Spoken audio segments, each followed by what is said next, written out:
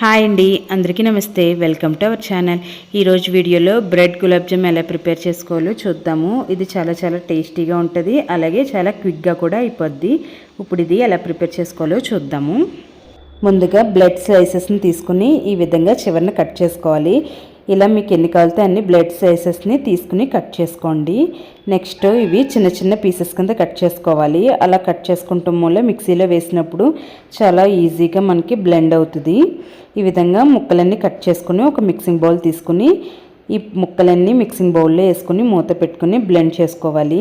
ఇక్కడ నేను వీడియోలో చూపిస్తున్నాను కదా, ఈ విధంగా బాగా పొడిలాడుతూ మెత్తగా అయిపోవాలి. ఇప్పుడు ఇది వేరే బౌల్లోకి ట్రాన్స్ఫర్ చేసుకుందాము. నెక్స్ట్ ఇందులో కాచి చల్లార్చిన పాలు యాడ్ చేసుకోవాలి. కొంచెం యాడ్ చేసుకుంటూ పిండి ముద్దలా చేసుకోవాలి. మిల్క్ కూడా పెద్దగా ఎక్కువ వేయాల్సిన పని లేదు. కొంచెం యాడ్ చేసుకుంటూ చూసుకుని ఇలా పిండి ముద్దలా గట్టిగా చేసుకోండి. ఇది మాత్రం గట్టిగా ఉండేలాగా చేసుకోండి, లేదంటే డీప్ ఫ్రై చేసినప్పుడు పీసెస్ కింద అయిపోద్ది. నెక్స్ట్ కొంచెం తీసుకుని మీకు కావాల్సిన సైజెస్లో ఈ విధంగా ఉండలు చేసుకుని పక్కన పెట్టుకోండి. ఇప్పుడు పాకం పట్టుకుందాము.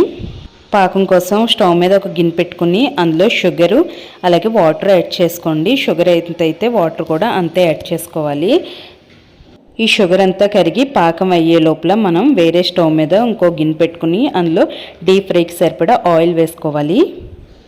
ఆయిల్ హీట్ అయ్యే లోపల మనం పక్క స్టవ్ మీద పాకం పెట్టుకున్నాం కదా, అందులో షుగర్ అంతా కరిగిపోయి చిక్కబడి పాకంలా అయ్యే వరకు ఉంచుకుని స్టవ్ ఆఫ్ చేసేసుకోవాలి.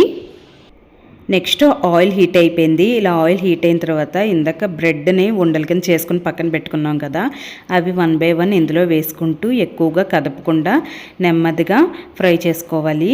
ఈ విధంగా 2 sides కూడా ఫ్రై చేసుకోవాలి. ఈ బ్రెడ్ గులాబ్ జామ్ చాలా బాగుంటుంది.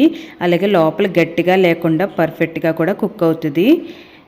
ఇప్పుడు ఇవి ఫ్రై అయిపోయినాయి కదా, ఇవి ఆయిల్ లేకుండా తీసేసుకుని ఇందాక పాకం పట్టుకున్నాం కదా అందులో వేసుకోవాలి. అంతేనండి, బ్రెడ్ గులాబ్ జామ్ రెడీ అయిపోయింది. మీరు కూడా ట్రై చేసి మీకు ఎలా కుదిరింది అనేది నాకు కామెంట్ సెక్షన్లో తెలియజేయండి. ఈ వీడియో కనుక మీకు నచ్చినట్లయితే లైక్ చేసి షేర్ చేసి సబ్స్క్రైబ్ చేసుకోండి. Thank you.